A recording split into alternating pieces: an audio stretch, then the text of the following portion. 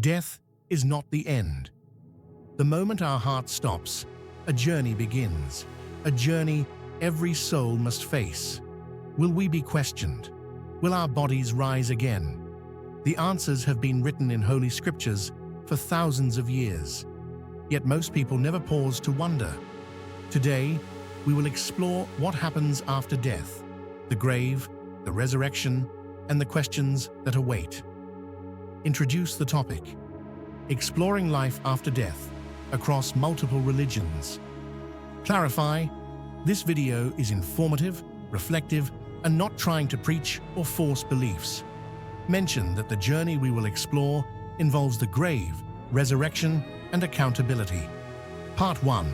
The grave, the first stop after life. 1.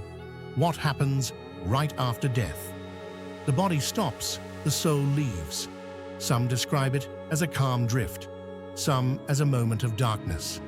Quran reference: does man think that we will not assemble his bones? Yes, we are able to put together in perfect order the tips of his fingers. Surah Al-Qiyamah 75, 3-4. Bible reference: and as it is appointed for men to die once, but after this, the judgment. Hebrews 9:27. Torah Zabur. Reference: God redeems my soul from the power of the grave. Psalms 49:15. 2. The grave and its significance. The grave is not just dirt and stone, it's the first place of accountability. In Islam, angels Munkar and Nakir ask the soul about its faith and deeds. In Christianity, the soul waits for resurrection and judgment. 3. Imagining the moment. Imagine lying in silence, hearing no sound, and knowing that soon you will face the questions of your life. What will you say? Part 2. Resurrection of the body. 1. The promise of resurrection. Bible. Do not marvel at this, for the hour is coming in which all who are in the graves will hear his voice and come forth. John 5:28-29. Quran. Does man not remember that we created him before while he was nothing? Surah Al-Insan 76:1 shows God's power to bring life again. Torah/Zabur. Resurrection is implied in Psalms. The soul and body are not forgotten by God. 2. The process of resurrection. The body and soul reunite. Physical resurrection is described vividly in scriptures. 3.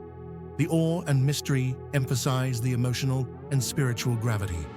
Reflective question: if you knew today that this resurrection will happen, how would you live differently? Part 3. The questions in the grave. 1. The moment of accountability.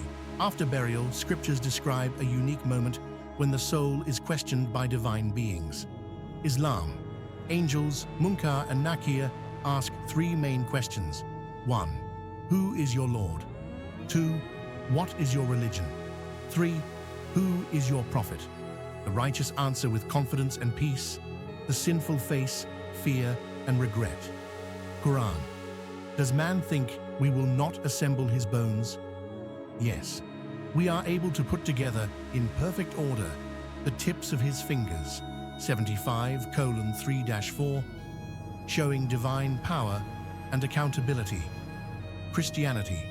Hebrews 9:27 states, it is appointed for men to die once, and after this comes judgment. The Bible emphasizes that every thought, word, and action will be reviewed. Parables such as the sheep and the goats, Matthew 25:31-46, show that deeds matter, including acts of kindness and injustice. Torah Zabur. Psalms 139 reminds us that God knows every action and thought. You have searched me, Lord, and you know me. You know when I sit and when I rise. You perceive my thoughts from afar. Accountability is not only for actions, but also intentions. 2. The psychological reality of the questions. This is the first taste of divine justice. Souls are fully aware of their deeds. Imagine lying in darkness. Every decision, every unspoken word, every small act of kindness or harm surfaces. The questions test not just knowledge, but sincerity, intentions, and faith. 3. The outcomes: peace for the righteous. Souls who lived justly feel calm, almost like a soft light around them, awaiting reunion with God. Regret for the wrongdoer.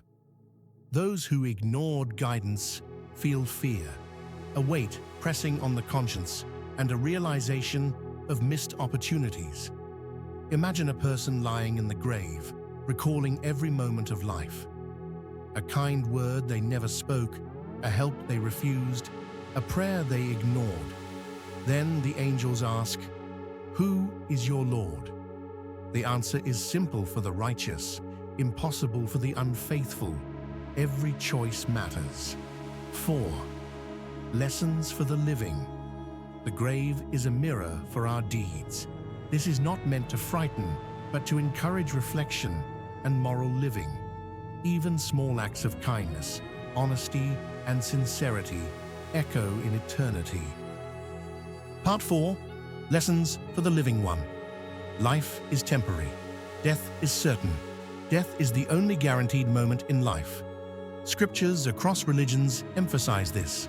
Quran: every soul shall taste death. Surah Al-Imran 3:185. Bible: James 4:14. Life is a mist, fleeting and unpredictable. Every moment we waste, every unkind action we take, every chance to do good we ignore, these moments will be remembered beyond the grave. Life is fleeting. Our choices are eternal too. Accountability should shape our life. Awareness of grave questioning and resurrection encourages kindness, forgiveness, sincere worship, or reflection.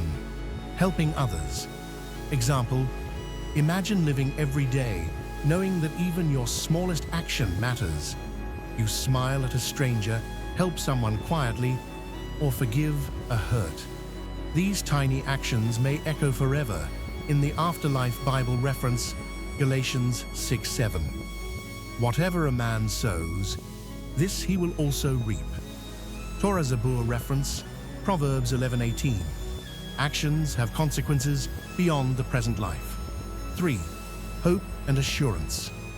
While questioning can be intimidating, scriptures also offer hope. Quran: God is merciful to those who seek sincerely. Bible: Romans 8:38-39. Nothing can separate us from God's love if we strive to live righteously. A soul, though nervous, may find comfort in knowing that every genuine act of love, charity, or prayer is remembered, and no effort for good is wasted. 4. Reflection for the living audience. End this part with direct reflection. As you listen today, think: are you living a life that will make your soul at peace when asked about its deeds? Are your actions aligned with the principles you value? Encourage self-examination without preaching. 1. Death is not the end. 2. The grave is the first step in accountability. 3. Bodies will rise again in resurrection. 4. Questions will be asked and deeds will be revealed.